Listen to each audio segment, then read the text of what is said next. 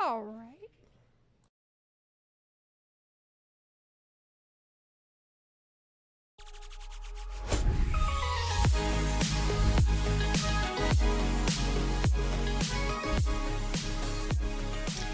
Good afternoon and welcome to News 6 Extra. I'm News 6 anchor Lisa Bell. We have a lot to get to today, including some stuff going on in the tropics. Of course, we've been keeping a close eye on Hurricane Erin. But first, I want to check in with our producer, Kath Lee, who is standing by. She's put together a jam-packed show for us today. Kath Lee, how you doing? I'm doing okay, Lisa. How are you?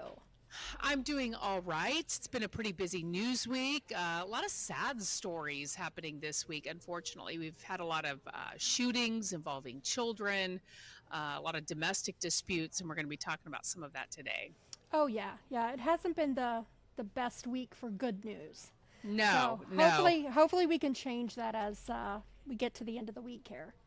That would be nice. One silver lining, though, is Hurricane Erin, which has been a big story this week, has stayed offshore, not expected to make landfall, certainly not anywhere in the United States. So that is the good news, but we are still seeing some impacts from the storm. So we do want to bring in meteorologist David Nazario, who's been standing by. He has not only been tracking that for us all week, but also our afternoon showers and thunderstorms. We were hoping for things to dry up a bit, which we saw a little bit of that yesterday due to Hurricane Erin.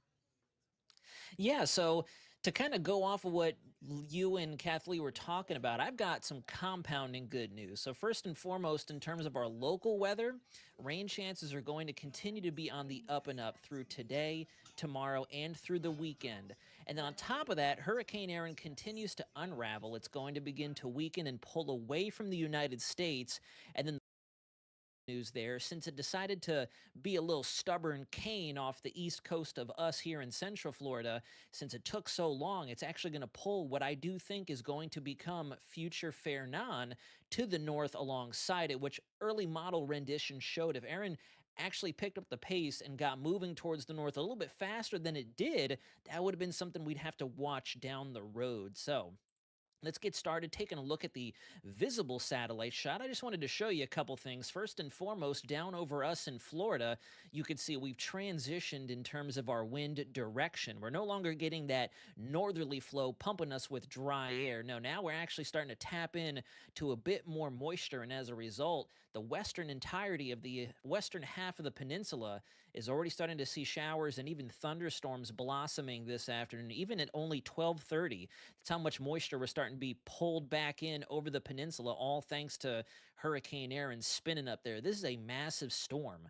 to tell you the truth. This is definitely one of the more unusually large hurricanes we've seen right up against the eastern seaboard of the United States. So thank goodness we got to take our winds where we can get them. And yes, we're seeing some pretty rough coastal conditions up the Atlantic coast of the U.S., but because this is staying offshore, it's not nearly as bad as it could have been. Moving you over to our water vapor, I built this before the show. Just want to show you all that moisture component since we are on the backside of Hurricane Erin now, and there's such a deep pressure gradient just flow around the hurricane being so large. We're tapping into moisture back over Texas, Louisiana, Mississippi, the upper Gulf Coast, and the central Gulf being pulled back across the state of Florida. And as a result, when you move over to the radar, you can see zooming on in, we've got lots of thunderstorms headed toward Marion County, getting into Ocala, going towards Gainesville as well. And that's going to be the rhythm we follow today and tomorrow and into Saturday with those westerly winds blowing across the state of Florida. You can see here complete reversal from the last couple of days. We were initially looking at easterly winds just buffeting the coastline, high surf conditions, rough conditions for swimming or any kind of beach going activities that you may have had scheduled, if time permitted, of course. I know summer break has been over for a little while now, but some of us may have lingered in vacation mode, and hopefully you took advantage of the West Coast. Now it's the opposite song and dance. You got to make a run from the west side of Florida out to the east to take advantage of that offshore flow. Things are slowly going to continue to calm down. I wish I had better news in terms of the temperature department, but we're still kind of cooking out there. Thankfully, it does seem like, historically speaking, since today is August 21st, we're now less than a month away from the start of fall, which I'm totally ecstatic for. And we are, technically speaking, past the warmest part of the year. Now, it's still going to be hot. We're still going to be marinating and barbecuing on occasions out there, especially when we don't have as much rain or moisture to work with. And you can see our temperatures outside right now, closer to where those thunderstorms are already rocking. You can see the Villages at 83. That's a sight for sore eyes. Same with Ocala at 88, Cape Canaveral at 88. The rest of us hovering right around 90 degrees on average. And the heat index is not as high as it's been. If you look out there, we only have Sanford, the Villages, New Smyrna, Lakeland, and Cocoa just squeaking into those triple digits. And the reason I list off those areas is if you've all recalled the last several News 6 extra shows we've done for you all, we've been rocking over 100 degrees everywhere, and those feels like temperatures are going to try to stay down a little bit more, or at least I should say take a little longer to climb up into those low 100 degree digits. You can see the forecast highs for today, much of the same. It's still going to be low to mid 90s across our viewing area. Same thing with the heat indexes creeping just above that 100 degree threshold. So like I said, I wish I had better news. Once those rains do come across your area, though, if you're fortunate enough to receive some, you'll notice that the feels like temperatures will go down dramatically, especially in some of your more organized thunderstorms that kind of produce a little bit of winds with them as well. Now, here is the wind pattern. I want to show you this because take a look at what happens near Bermuda there on the right side of the chart there. You notice that second bubble of winds. That is what I think is going to become future fair non very soon. We'll talk all about that here momentarily, but first, here are your rain chances for the day today. Kind of just broad brushing it all together, a little bit higher than they have been the last couple of days, and then we'll take you hour by hour. So around 4 o'clock, we're going to see the amount of those thunderstorms bubbling up increase in coverage from top to bottom there, right around the center portion of our viewing area out to the east coast. Those thunderstorms are going to be kicking off and getting a little bit stronger thanks to the warmest part of the day, having come and gone by 4 o'clock. So coming home from school, coming home from work may be a little inconvenient. Watch out for hazards on the roadways and be prepared for maybe an isolated crash or two. We all know that sometimes out there we get a little hasty behind the wheel when there's a lot of rain falling at once, maybe a little thunder and lightning. By 8 o'clock, we're going to start to clear up. And then tomorrow, to tell you the truth, as more of that moisture plume from up to our northwest comes down, look at what the clouds and rain model does here. And this is in agreement with a few of our other higher resolution models. We can zoom on down in and take a look at where thunderstorms may fire up. First half of the day might start off a bit on the wet side. Now, getting out the door, 7, 8 o'clock, we should be good to go. Should be kosher for our morning commute. It's going to be during the later portions of the morning, the brunch, lunch hour towards the afternoon. Things are going to get a little busier. Look at that. So lots of rain out there potentially for your Friday, dare I say, but we are also expecting temperatures to come down a little bit in response to this rainfall. And then finally, I'm a little sad that I can't make it out there this Saturday, but we got the Coke Zero Sugar 400 happening up in Daytona Beach. The Daytona International Speedway broke down the forecast of what we're looking at for Saturday night, looking pretty good from what I can see right now. Still west southerly winds coming across the peninsula, hitting the Daytona Beach area, and it looks like some tapering rainfall chances as we get closer to the green flag waving. If you look at our clouds and rain for Saturday afternoon into the early evening hours, it's going to be close. Florida is infamous for developing some afternoon storms moving through that area just around time for the Coke Zero Sugar to kick off. But then right around 7 o'clock, if they can get the track dry pending where these showers wiggle and wobble, we should be good to go. Now, we're going to rapid fire through the tropics because believe it or not, even though I am anticipating the basin to shut its doors for a little bit, kind of take some rest and recuperation, get a little R&R from all the action we've seen, here's a look at Hurricane Erin still holding on to Category 2 status. Starting to feel the influence of this storm all the way up into Atlantic Canada, and as you saw with our rain department, we're still feeling a little bit of this storm's influence, so the entire eastern half of the United States, the East Coast that is, know that there is a Category 2 hurricane not too far away because of just how big this system is. As of the 11 o'clock advisory, you can see here still holding that Category 2 intensity. Winds in the center at 100 sustained. Central pressure starting to make that climb up, 952 now. And notice that north-northeast progression is starting to pick up speed as well. We're no longer moving at a snail's pace. We're starting to get back up to about 18, 20 miles an hour, which is what the system was doing initially when it first joined us. If it feels like we've been talking about Erin for much of August, well, we really have. If you think about it, we were tracking the signal of pre-Aaron through the coast of Africa towards the Cabo Verde Islands out there, beginning of August, finally took on named storm status around the 8th, became a Category 5 5 days after that, and it is still hanging with us. And we'll probably be talking about Aaron at least for another 2 to 3 days before it finally moves on and begins to transform from a bona fide tropical system to more of a non-tropical broad area of low pressure rocketing towards the North Atlantic and then eventually Europe. Europe's probably going to have to do battle with some enhanced features or enhanced phenomena because of Aaron's leftovers. And then as you can see here, the Atlantic is still kicking. We have an area of interest now designated as Invest 90L with a 40% shot of developing over the next 2 days, 70% over the next 7 days. Pardon the formation chances. I think when the NHC update came out, it kind of flipped the boxes there in the script backwards. So the 4070 goes for your code red blob, and then the 4040 goes for the orange blob to the south, and then that little bubble to the immediate north of where it says formation chance, believe it or not, was also marked by National Hurricane Center. So here's a close-up look at Invest 90L. This thing's finally starting to get its act together. It took a little time to get out of the deep tropics, now really coming into its own, and we're starting to see a healthy signature of what could definitely be a developing tropical system over the next 2 or 3 days, and models are in fairly unanimous agreement that we will get a tropical storm out of it at a minimum. The GFS, the American model here, you can see actually cranks this puppy up to a Category 2 as we go into portions of next week. You can see the winds begin to taper off back down to Category 1 status once it gets to the north of Bermuda. And then if you take a look at our Euro probabilities, up to an 80% shot, we get something in the realm of a tropical depression or tropical storm to form. So it does look like we're probably going to close out the month of August all the way out to our F-named storm. And then we're going to have to watch 99L behind 90L for a possible Hail Mary once it gets into the Caribbean or the Gulf. Not really too worried about that right now. We still have a lot of time to monitor what our models do and how this thing progresses off towards the west. You can see fairly healthy right now, but dry air may end up zapping it over the next 24 to 36 hours. And now, despite my long-winded spiel, we'll go ahead and start to close you on out with a 7-day forecast. You can see Thursday, Friday holding steady at 60% chance of rain. Saturday going up a little bit, just in time for the Coke Zero Sugar, but hopefully it'll stay away from the Daytona area before rains finally start to taper off and the dry air builds back in middle of the week next week, Lisa.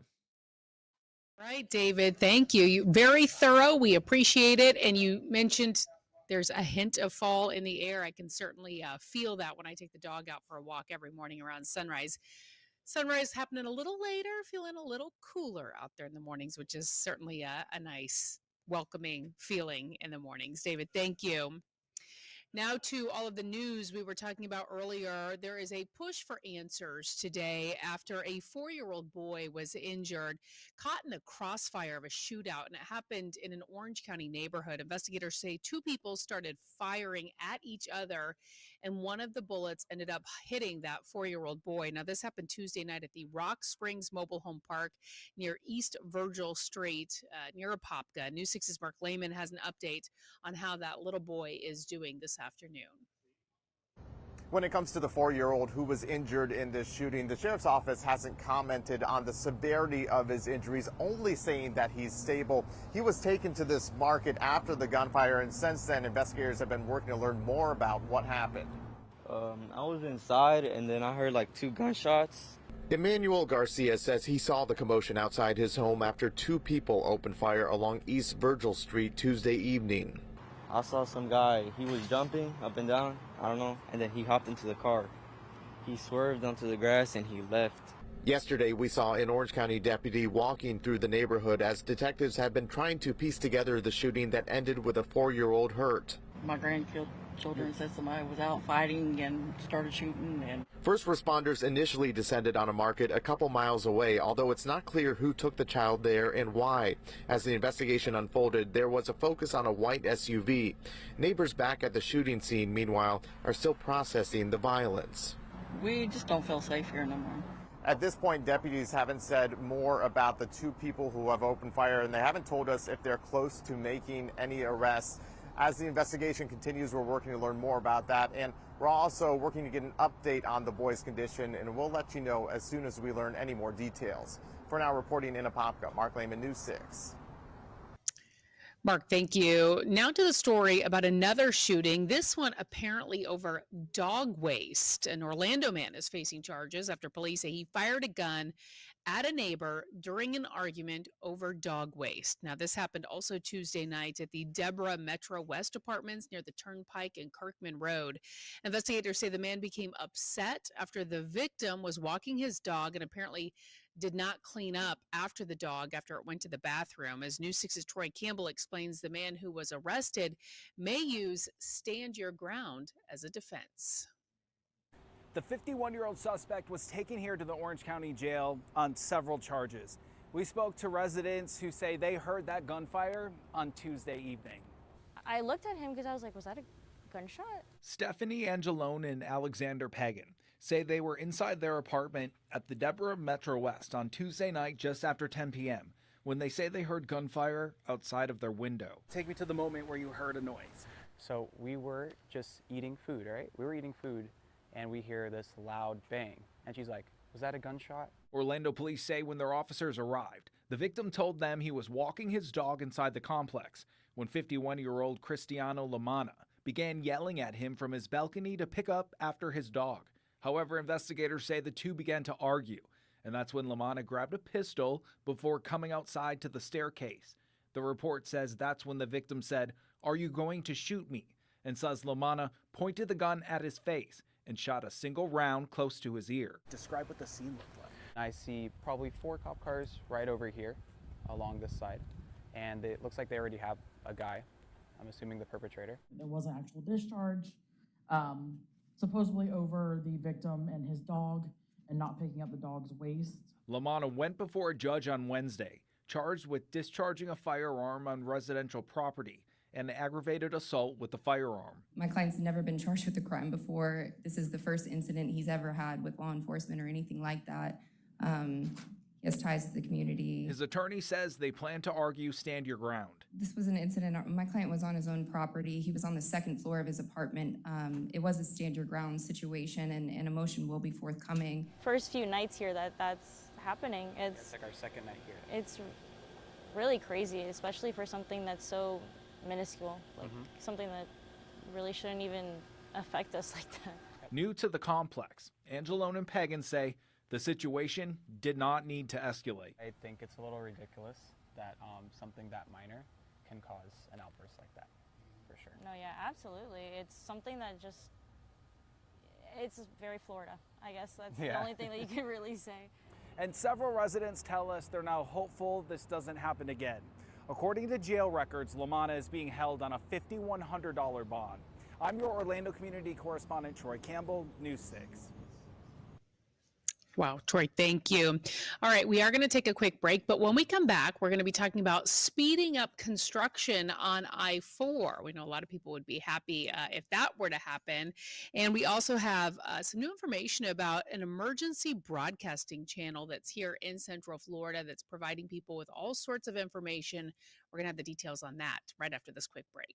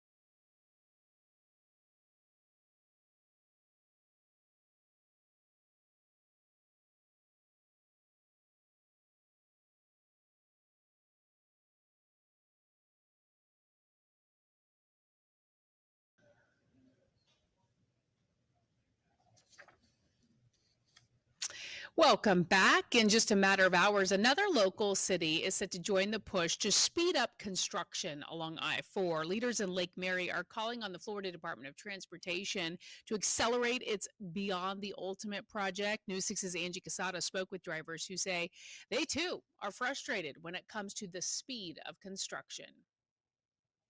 I'm Angie Casada in Seminole County, and we're standing off of Lake Mary Boulevard. This is going to be one of the interchanges expected to see a major makeover when it comes to FDOT's plans. Now, as the area grows, roads like this are getting pushed to the limit, costing drivers time and money. It is a nightmare here, and something needs to be done quickly. It's the latest call for action on the I-4 Beyond the Ultimate project. Lake Mary is set to send a letter to FDOT asking the state to speed up construction in Seminole County. And the move comes just weeks after Deltona sent a similar letter. I hope they speed up the process. I just came down here this morning and I was just going, great, I did this by this particular time. No hassles today, but I don't know what it's going to be like going home. The sooner the better.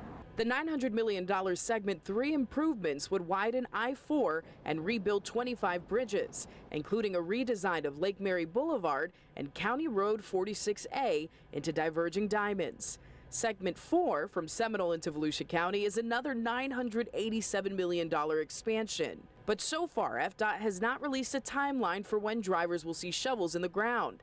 And for commuters, the frustration is real. It is a nightmare. It's absolutely a nightmare during rush hour.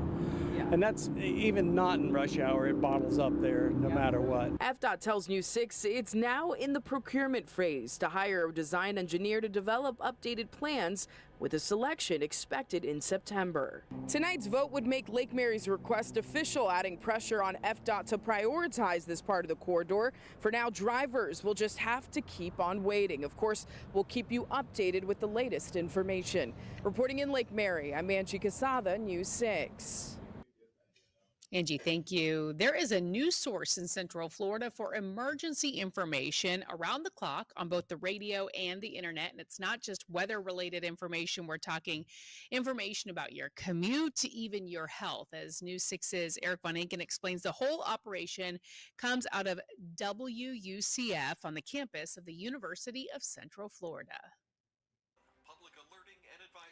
There is now an emergency alert channel broadcasting here in Central Florida 24 hours a day from this station, WUCF, which is here on the campus of the University of Central Florida. So it takes emergency information from state emergency managers and local emergency managers, combines it with things like boiled water alerts and traffic alerts, and broadcasts it nonstop using AI on 3 different signals: the radio, your phone, and a live stream. This disturbance, Any alert, anytime, some development is possible, is now going out as quickly as it comes in. From the Florida Division of Emergency Management. Around the clock from WUCF, the public media station in Central Florida. On 89.9 WUCF Jazz. Known for its jazz, but also affiliated with PBS and NPR. To my knowledge, Jen, there is nothing like this in Central Florida. There is nothing like this in the country right now.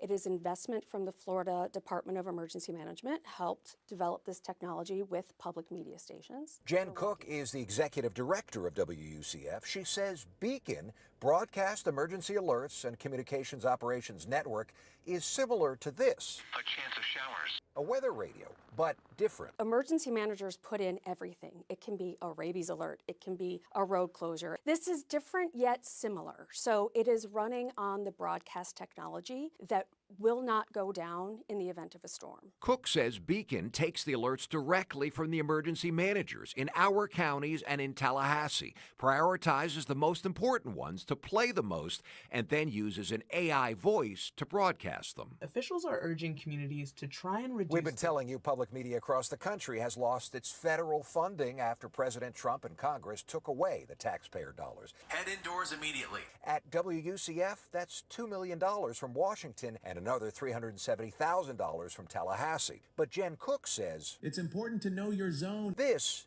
is not a response to that. Beacon has actually been something we've been working on for years. Okay. Beacon itself has been in development 5+ years, probably longer. At the end of the day, we are here to serve our community. How we do that is based on community funding, wherever that comes from, government, private industry, donors. Right now, we need more of the community to step up to help pay for these public services, but it's just one of the many things that we do that people on the surface don't necessarily see. This is the tropical weather outlook from the National Weather Service. You can get Beacon in your car or in your house as long as you have a digital radio. Go to 89.9 and select the HD3 channel. Of course, you can also stream Beacon using their app, or just go to WUCF's website. They have the live stream up there 24/7. Don't worry, we'll put all of this information for you inside this story on clickorlando.com. I'm your UCF community correspondent, Eric Von Anken, News 6. Thank you, Eric. Well, finally tonight, some things just go together, like Kathleen and I, right? You'll see what I did there? Peanut butter and jelly and peas and carrots. But these days, brand collaborations are the focus of a whole lot of viral trends. CBS's Christian Benavides taste test one of them. We're talking about a ketchup smoothie. It's actually good. Ketchup is probably not a word you'd expect to find in the same sentence as smoothie. It's like a child playing in the kitchen, like ketchup smoothies? No. Here at Smoothie King in Margate, Florida, the Heinz Ketchup Smoothie is the latest brand collaboration on the market, vying for customers' attention. So it definitely tastes like V8 a little bit. I don't see no ketchup in there. Just like a very, very, very tasteful juice. It's strawberries, raspberries, acai sorbet, apple juice, and Heinz Simply Ketchup. Lori Primavera is Vice President of Research and Development at Smoothie King and says the classic condiment was a perfect match for this limited time offer. It fits with our Clean Blends initiative, which is no artificial colors, flavors, or preservatives. And while the pairing may seem unusual, you know, it's not my cup of tea. That's part of the allure. Get people talking, saying, what is this? I don't think I want this, but I kind of need to try it. Caitlin Lunders is the digital director at Delish and says brand collaborations can be a flash in the pan or have real staying power. Sometimes these brands are teasing something out, and if it gets a huge response, it could become a permanent item in stores. We've seen these mashups before, from Doritos and Taco Bell, International Delight and Hershey, Smart Food and Cheetos. Two American favorites now in hit combinations, Reese's and Oreos, landing on store shelves in September, thanks to fans' demands. People really love both brands, and it's a mystery why they didn't do it sooner. Lunders says these collaborations are all part of food entertainment. They tickle the taste buds and keep up the brand banter. Christian Benavides, CBS News, Margate, Florida. All right, Kathleen. A lot of those collaborations looked good, sounded good. Right. I don't know if I'm on board yet with the ketchup smoothie. No, me neither. I did look it up, and it's only available in certain markets of the country. So the closest one, if you did want to try it, would be Miami. But I'm not on board with that one. The Reese's and the Oreo, I would definitely try. Yes, that makes sense. That makes sense. But Absolutely. Ketchup in a smoothie, my youngest son, he absolutely loves ketchup, puts it on everything, and he loves smoothies. I don't even know if he would go for that collaboration. I will, and it just didn't look appetizing. The bright red smoothie. It looks like you're just getting a giant cup of ketchup. Right. I don't know. The only thing I could kind of liken it to is maybe a Bloody Mary. I don't know if you put some vodka in that smoothie, maybe it would spice it up a little bit. Maybe. Make it a little more appetizing. I don't know. I know one person said that it tasted like V8, like V8 juice or like tomato juice, but I'm not a fan of that either. So I think I would pass on the ketchup smoothie. It's going to be a minute before I hop on a Bright Line to Miami and go buy one of those. I will admit to that as well. Well, Kathleen, thank you, as always, for helping us out today. And thank you for joining us. You can always get the latest headlines at clickorlando.com. And be sure to join us for our next newscast starting this afternoon at 4.